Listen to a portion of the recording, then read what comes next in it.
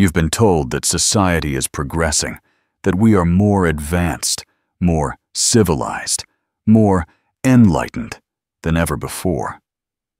But what if beneath the surface, something darker is at work?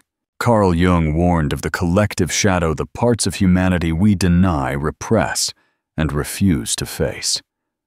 We praise productivity while hiding our exhaustion. We glorify success while burying our despair. We talk about unity while secretly feeding division.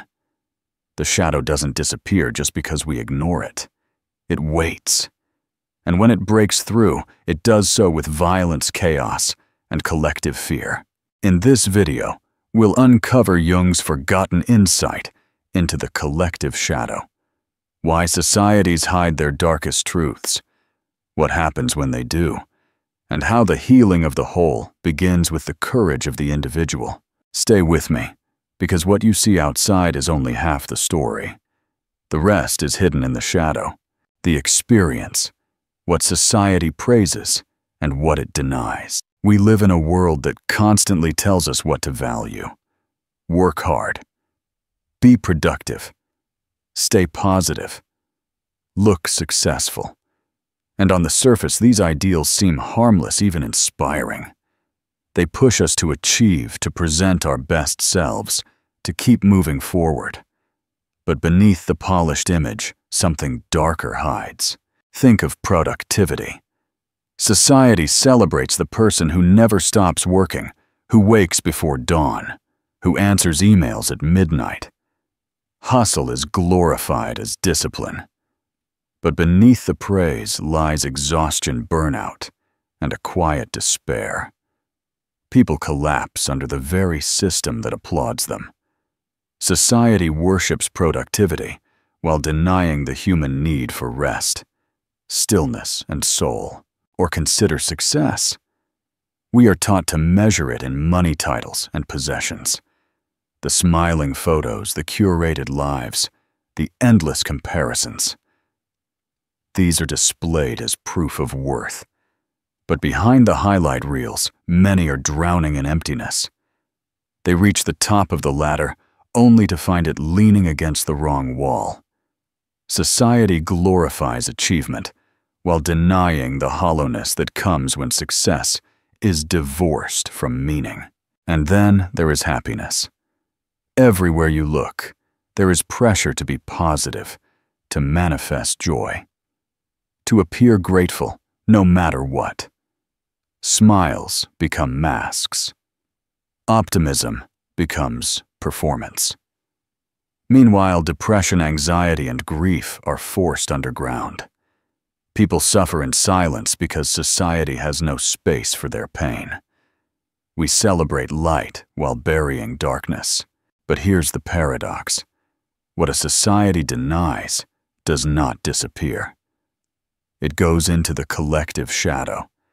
Just as the individual hides unwanted parts of the psyche, communities and cultures repress what they cannot face. The costs are hidden, but real exhaustion disguised as success, despair hidden behind luxury, violence erupting where pain was silenced. You've seen this in subtle ways. The colleague who looks unstoppable but is secretly on the verge of collapse. The friend who seems endlessly happy but admits at 2 a.m. that they are numb inside. The culture that claims progress but erupts in division, conflict, or addiction when the denied truths push through. On the surface, society teaches us what to praise. But beneath the surface, we feel the dissonance, and it leaves us restless because part of us knows the truth. The image is incomplete. Something is missing. Carl Jung warned that collective ideals, when disconnected from reality, create collective lies. And those lies demand a price. The more we deny exhaustion, the more burnout consumes us. The more we deny despair, the more addictions rise. The more we deny grief, the more violence explodes. The shadow we bury as a culture always returns stronger, darker, and harder to ignore. This is the lived experience of the collective shadow smiling faces, exhausted souls. Shiny exteriors, hollow interiors. Societies that preach light, but cannot bear to face their own darkness. Jung. The collective. Shadow and its return. Carl Jung taught that just as individuals have a shadow, the parts of ourselves we repress and deny, so too do societies. He called this the collective shadow, the sum of everything a culture refuses to face. And just like the individual shadow, the collective shadow does not vanish simply because it is ignored. What is denied gathers strength in the dark until one day it erupts with a force that shocks the very society that buried it. Consider violence. A culture may speak of peace, civility, and progress, but if it refuses to acknowledge its aggression, that aggression does not disappear. It finds expression in wars, in systemic oppression, in sudden explosions of cruelty. Jung saw this in his own time during the rise of Nazism, which he described as the eruption of the German collective shadow. Centuries of denied rage, fear, and unmet needs bursting forth in terrifying ways. Or consider division. Societies often project their own denied qualities onto scapegoats, minorities, outsiders, or those who refuse to conform. Instead of admitting their own greed, they accuse others of corruption. Instead of acknowledging their own fear, they brand others as threats. This is projection on a massive scale, and it fuels polarization. The shadow that could have been integrated through dialogue instead becomes a chasm of us versus them. And then there is addiction. When a culture denies grief, exhaustion, or despair, people find ways to numb themselves. Jung warned that a society without meaning inevitably turns to substitutes. Alcohol, drugs, compulsive consumption, even endless entertainment. These are not merely personal problems. They are symptoms of the collective shadow signals of pain that has no socially acceptable outlet. The danger of the collective shadow is its invisibility. Because it is denied, people often believe the eruptions come out of nowhere. A violent act shocks us. A wave of division tears communities apart. Addiction spreads silently through families. But from a Jungian perspective, none of this is random. These eruptions are the psyche's way of forcing the unconscious into view. What the collective refuses to integrate it is doomed to repeat over and over with greater intensity. Jung warned that societies often cling to an inflated persona, just like individuals. A nation may pride itself on being enlightened, peaceful, or successful. But behind that mask, the shadow gathers inequality, rage, emptiness. The more a culture insists on its goodness, the more violently its shadow will return.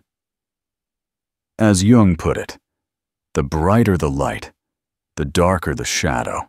This is why collective crises, wars, social upheaval, epidemics of despair must be understood psychologically as well as politically.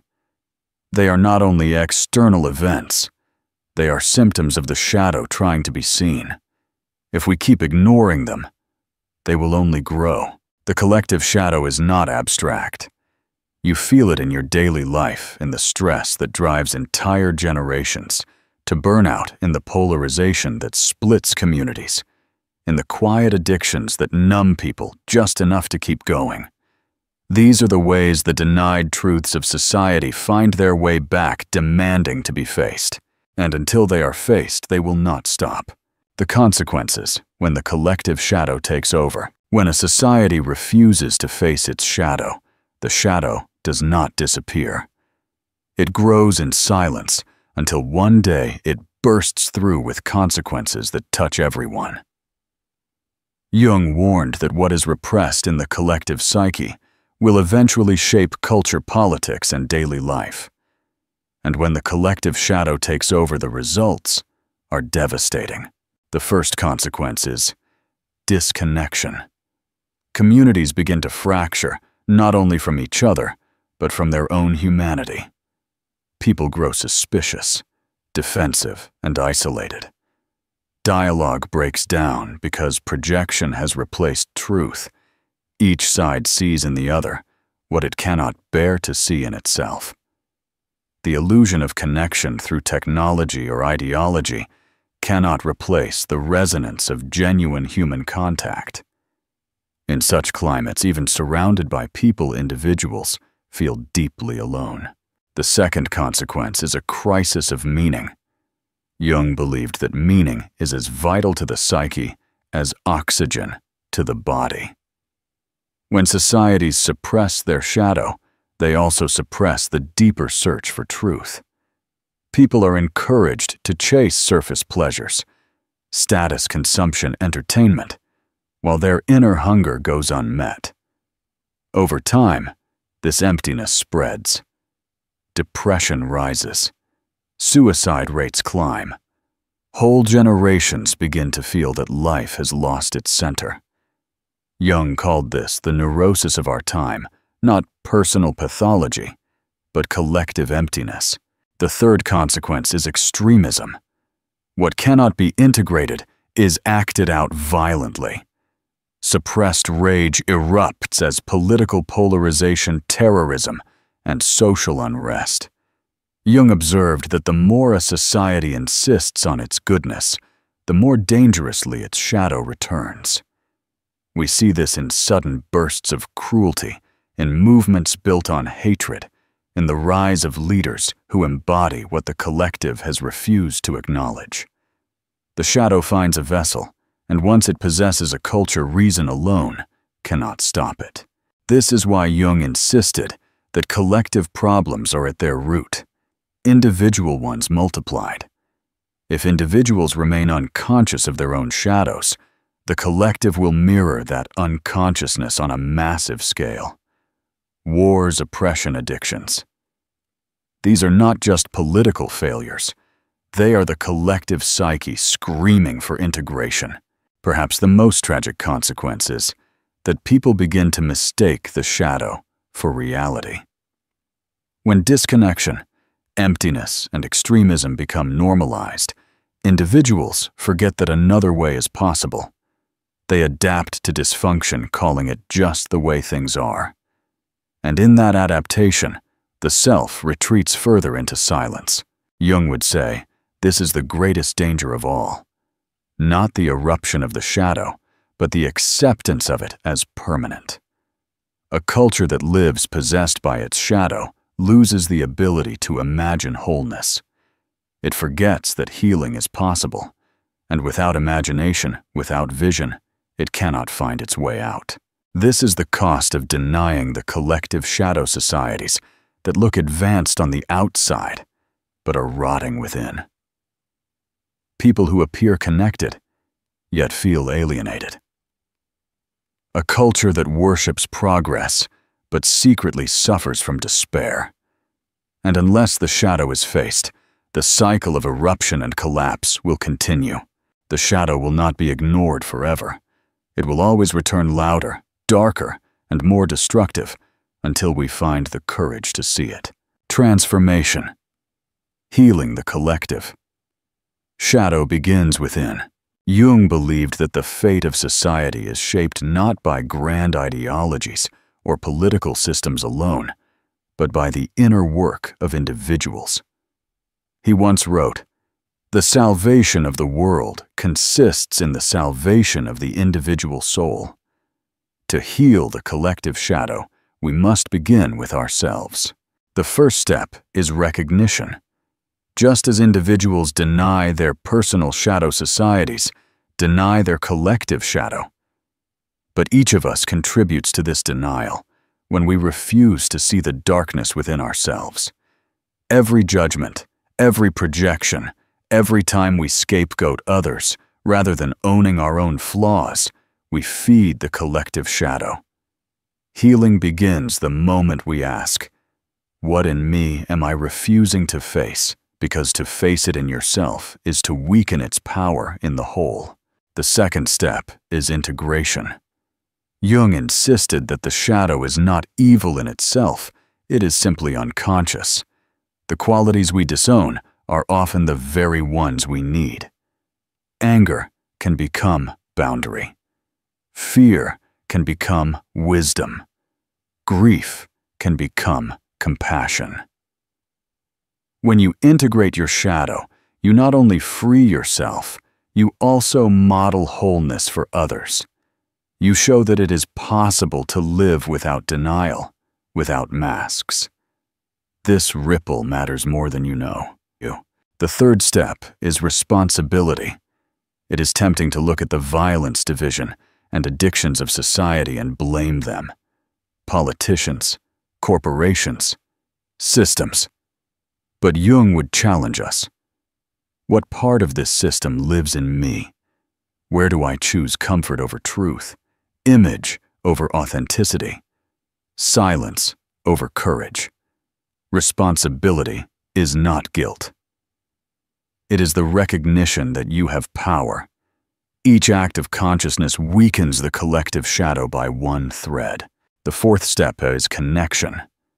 Loneliness feeds both personal and collective shadow.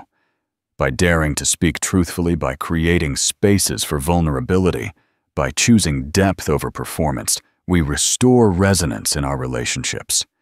These moments of authenticity are small, but they are seeds. A culture of denial shifts when enough people choose honesty over image truth, over convenience. And finally, the deepest step is courage. Jung reminded us that facing the shadow, personal or collective, is always dangerous because it threatens the illusions we cling to. But without this courage, nothing changes. Every time you tell the truth when silence would be easier, every time you act with integrity in a world that rewards masks, every time you embody wholeness instead of perfection, you become part of the healing. Healing the collective shadow does not begin with revolutions in the streets. It begins with revolutions in the soul.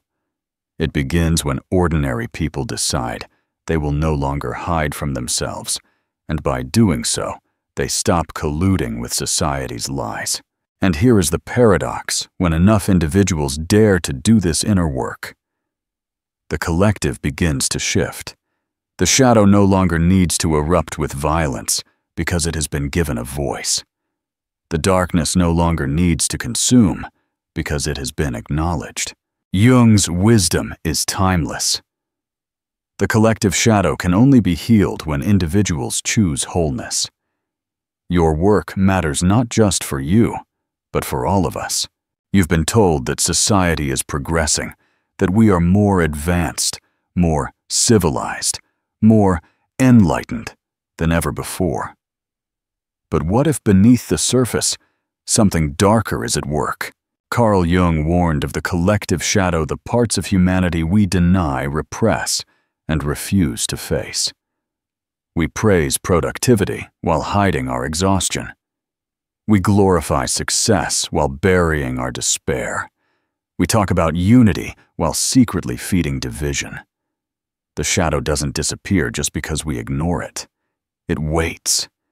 And when it breaks through, it does so with violence, chaos, and collective fear. In this video, we'll uncover Jung's forgotten insight into the collective shadow.